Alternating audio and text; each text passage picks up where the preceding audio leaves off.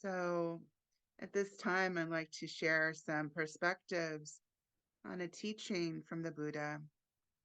And what I thought I'd share with you is something that I've been inspired by myself lately within my own practice. And my intention of sharing this with you is these thoughts are to maybe spark some inquiry, whether that means verbally later on during the discussion period, or some self-inquiry within your own practice of what this teaching could possibly mean for you and in your own practice and development as you choose to see fit. And what I'm referring to is this teaching that is commonly translated into English as right effort. And I wanted to explore with you today on what that means, or what could it possibly mean to extend right effort when it comes to what I think of as the two sides of a complete whole of practice, which is our formal practice meditation and our daily life practice. The right effort. I know that very word, or the word right, can be not such a peaceful word for some of us, or some of us may not prefer that. Uh, for so many of us, the word right may have this connotation of, um, well, that means there's a wrong, that you're either doing it wrong or you're doing it right. That there's kind of like this other side of maybe disapproval if your effort isn't the way it's supposed to be. And that's kind of a painful place to be, I would say. I'm partially speaking for myself. I know that sometimes that word right is used in ways that don't feel so kind sometimes, depending on the context of the conversation. Uh, in this case, right is a very common translation of this Pali word, Pali being one of the original languages of the Buddhist time, 2,600 years ago, where he lived in what is now known as northern India, close to what is now known as Nepal. And look here on this formal definition of right, or translated from the Pali word sama, which actually means closer to kind of an accurate position, like like a fine tuning, or like a a true direction, like an arrow or an instrument or a wheel that is finely crafted, even handed. So see, that's a different way of even framing it. If we maybe hold this definition, this word right in such a way as kind of maybe closer to its original intention, as more of a kind of a geographic location almost. Like, oh, this is the direction we'd want to go in. This is more of like a finely tuned instrument, a guitar that can actually play. That there's a recalibrating and balancing here, an inner harmony that sings. And other translations kind of work maybe in or other ways of saying it, like wise effort, noble effort, even skillful. So this effort, what do we mean by that? I can tell you that for myself, my everyday experience of effort and what I kind of within my family of origin and the culture I was raised in. I'm a third generation Mexican American. I've lived my whole life in Southern California, born and raised here, LA. That my experience of that word effort is very much striving, working hard, working very hard at whatever school, a job, employment, relationships, activities of all sorts, working hard. I was very much given the message all around me, don't be lazy. And for me, that message had a tinge of shame. Well, you shouldn't relax. You shouldn't um, not sit there and kind of enjoy the afternoon if you have a day off, or all kinds of ways that I got the shoulds around effort. So, close to 20 years ago, when I first encountered these teachings of the Buddha and walked into meditation classes and heard Dharma talks for the first time, especially on this concept, this aspect of what is the Eightfold Path, kind of these fundamental teachings of liberation and freedom that are part of the Eightfold Path, including this concept of, say, wise effort. I struggled to really listen to or really hear kind of the alternative, to me, an alternative framework. I was, able to be in these classes and hear this teaching of the Buddha through one of the suttas, kind of these original stories from the Buddha's lifetime, of his teachings, of experiences, speaking to lay people, his teachings throughout northern India, and in addition to teaching monks and nuns the sangha and relationships with the people around him, this teaching about right effort. In one such sutta that I wanted to share with you, the Buddha refers to right effort as fine-tuning a lyre. Too loose, can't really hear the music, right? It doesn't really work. Too tight, the music doesn't play. But just right, the right recalibration, balancing, tuning, then the song can be played. And in that sense, that framework, when we think about our own practice, perhaps that can be useful, that can be maybe inspirational in a way that kind of clicks of like, oh, okay. I mean, I know that was for me, as opposed to my everyday messaging that I got, which was very different, that I had to, I better not be lazy about this thing, whatever this thing is really harsh. And always kind of had this connotation of embarrassment, for me at least, of like, oh, I didn't do it the right way, or I feel guilty because I didn't do X, Y, and Z enough, never enough, which created more exhaustion.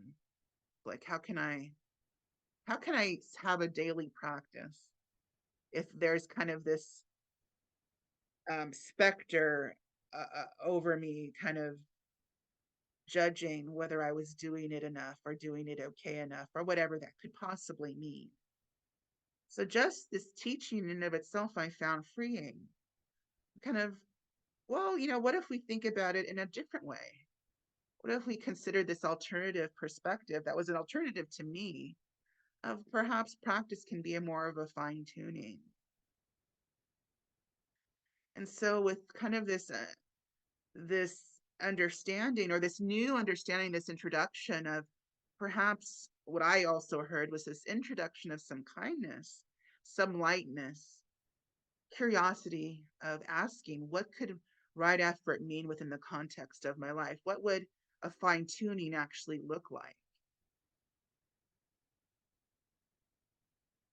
For myself, finding kind of the right time of day to sit became a fine tuning, rather than kind of putting myself in the box of, well, everybody that I know sits early in the morning, so I need to kind of force myself to do that because it seems like the right way to do it. The openness to experiment with, okay, well, that doesn't quite work with me, for me, maybe a different time of the day, maybe I can't um sit in, maybe I need extra cushions, that's okay too, maybe I need to sit in a chair, or the willingness to experiment, to make this kind of this practice be something that I can flow with, that I can adapt, that I can adapt to me. And so to be creative and not have to put myself in the stringent mode that practice has to look exactly this one way. That was extremely helpful. And that right effort included for me experimentation and creativity, not so much rigidity.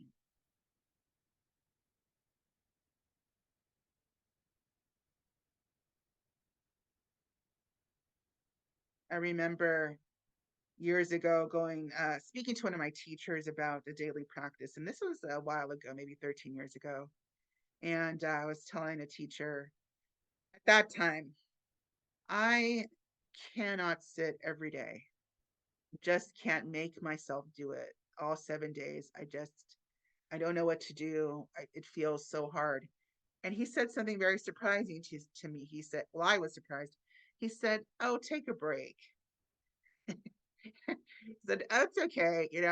You're sitting like 6 days or whatever, 5, 6 days, take a break, which to me was completely different from what I heard in the meditation hall. Every time I'd sit with them, with everybody else in the sangha, all I heard was have a daily practice, have a daily practice. However, it kind of dawned on me later that he was talking to me as an individual, that me with my personality, and he knew me, being told force yourself more was not going to be helpful. That's not what I needed to hear. I was already on the effortful train, so maybe I needed a little bit more gentleness. So I bring that up to say that I think this is a beautiful quality of so many of the Buddhist teachings, is that I think there really is an allowance for even though for an individual kind of understanding of who each one of who we are with our personalities. Of course, there's this wonderful communal aspect within the sangha. There's so many teachings about community and connectedness that are very true, as well as the understanding that all of us are not the same. And so maybe one person needs to hear, yeah, maybe hold that a little lighter. And another person may need to hear, uh, maybe think about how you spend your time. Is it true that you don't have the time to sit 20 minutes a day? Is that true? And may have different answers. We all have a different life. Some of us may look at our schedule and say, you know what? Maybe I don't need to watch 20 minutes every day of TikTok. I don't know, of YouTube, of being on Twitter or whatever. And that's not to say that that's a shameful thing. It's like, if we are interested in kind of creating a practice that really blooms, then, we water the soil, and the watering is some level of effort. So we practice. And so that curiosity of, is this true? Do I need to hear this? What is the recalibration that needs to take place here? And for some of us, it's like, you know what, I can barely breathe. I'm so busy. I have work, I have children, all of our lives are so individual that right effort can look very different from each and every one of us. But there's always the invitation that the curiosity, the inquiry can be our friend, that we can ask those questions of ourselves, and then we can come up with our own answers. It doesn't have to come from somebody telling us what to do in, this kind of overseer judger. No one's keeping score. So we can trust what we observe in our own lives. We can trust what we observe and assess within our own kind of bodies, what feels connected.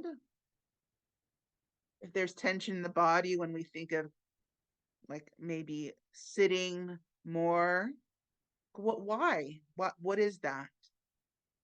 And we can find so much information from asking those questions, from being curious. And then we can recalibrate as we see fit, as what fits within the pattern of our lives, and what kind of, where we can really flow with the contours of the kind of people we are. We all have different personalities. I tend to be kind of tightly wound. Others can be like, oh, it'll be okay, I'll do it tomorrow. And maybe we need to to ask, is that true? And all kinds of ways in between, you know. We're not so simple. Nothing is simple with human beings. There's so much complexity and nuance with our lives and how we can possibly hold effort. As I said during the meditation, and I've been told this a number of times by a teacher, that one of his teachers once told him, the only bad meditation is the one that you don't do. And I say that with some lightness, some humor now, because there was a time in my practice where I felt a lot of guilt for not sitting enough, or in my head, what was enough. And this was a huge phase of doubt. Some of you may be familiar with the 5 hindrances, doubt as a hindrance. And it became a huge hindrance because that meant I just stopped sitting altogether. In my head, I thought, if I can't have a meditation practice that isn't just another form of being mean to myself, I'm not going to sit at all, which I don't recommend to you all. I will tell you that that was an important lesson of natural consequences, because not sitting at all showed me how that really didn't work. I was like, my life was a lot better when I sat, even imperfectly. There was no such thing as a bad meditation. Any meditation really helped me suffer less. It's an important lesson of effort, an important lesson in what does it mean to practice. So I say all this also with the spirit of a nuance and possibility.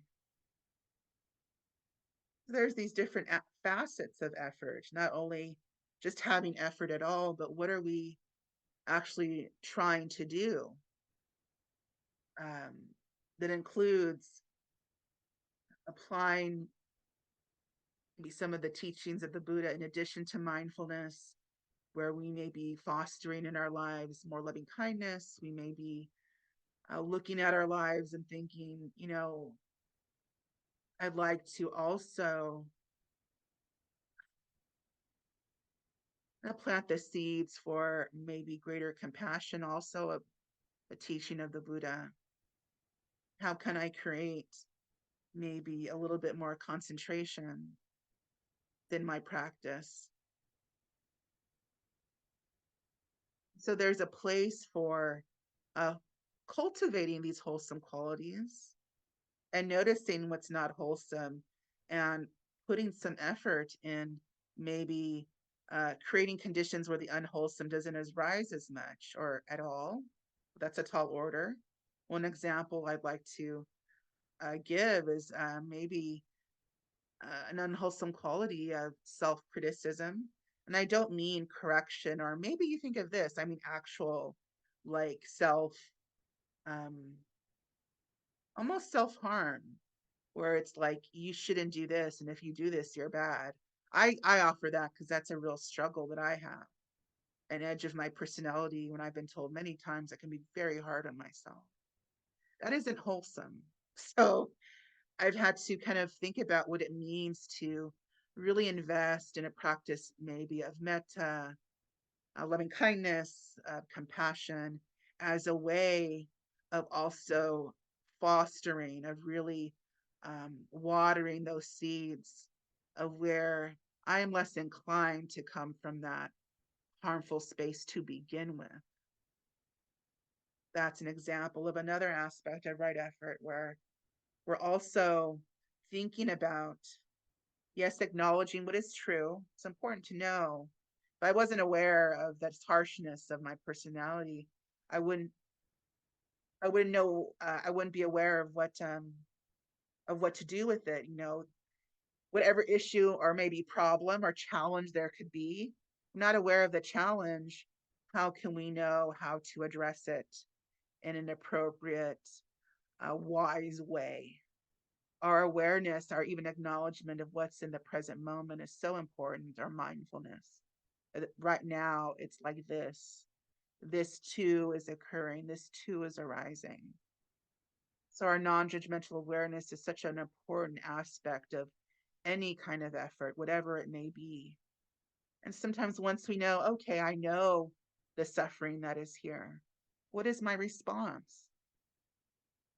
And just to use myself as an example, some of this self-blame, almost this self-shaming. It's like, okay, now it's time to apply some kindness and some compassion and to really be creative of what that meant.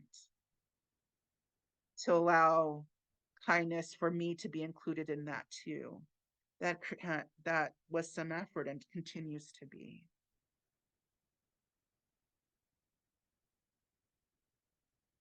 One of my hopes in sharing this with all of you is that this will not be, and has not been maybe for some of you, but it will not be the only talk that you will ever hear about right effort. Some teachers don't even use that word. I say right effort all the time because that's just the most common, but it doesn't have to be, as I said earlier, wise effort, noble effort, skillful effort. That there's different ways of holding this teaching from the Buddha, and you may be exposed to, hopefully in a helpful way, in all kinds of different perspectives from different people, different teachers, different books, whatever, what have you. That this is one way of looking at it, of maybe an entry point or a different entry point or an additional one. If you're very familiar with this concept already, some of you, to look within a little bit further. And even if you feel like, okay, I'm really connected to this teaching, that's wonderful. That's wonderful. And that my hope for all of you is that this right effort teaching can be one of inspiration, as opposed to, well, I better get my ass moving. Unless some of you find that inspirational, I don't know. But that this feels appropriate for you wherever you are, that you can find the kindness within as well. So thank you for your time and your attention and for listening.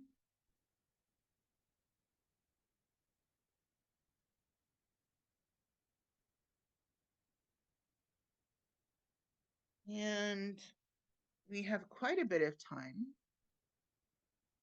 So if anyone, and I've been talking a while, so it's your turn.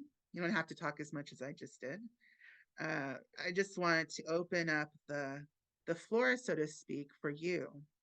You have any comments or experiences you like to share, questions for me or for anybody else here, you are welcome to pose them, either unmuting, speaking, or chat. You're welcome. Your voice is welcome. I like to ask this too because I'm curious, and sometimes it helps with sharing. Is there something that you discovered today through your meditation? What did you find out? So the floor is yours. If there isn't anything else, I think it's okay to start wrapping up. So I wanted to leave some space in case, is there any announcements or last minute things from anybody?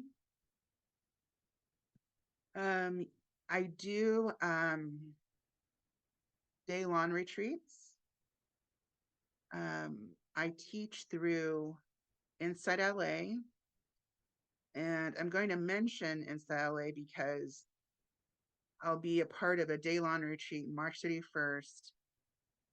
It's hybrid, so in person it's at a Benedict Retreat House in Beverly Hills, but also it's online. There's an online option. So I can put that in the chat if anyone is interested. So that's the information. And I want to thank you all so much for being here, and hope to see you soon. I know I'll be teaching next with Insight Community of the Desert, I believe on a Tuesday, April 2nd, if I'm not mistaken. Have a good rest of your Thank you. evening.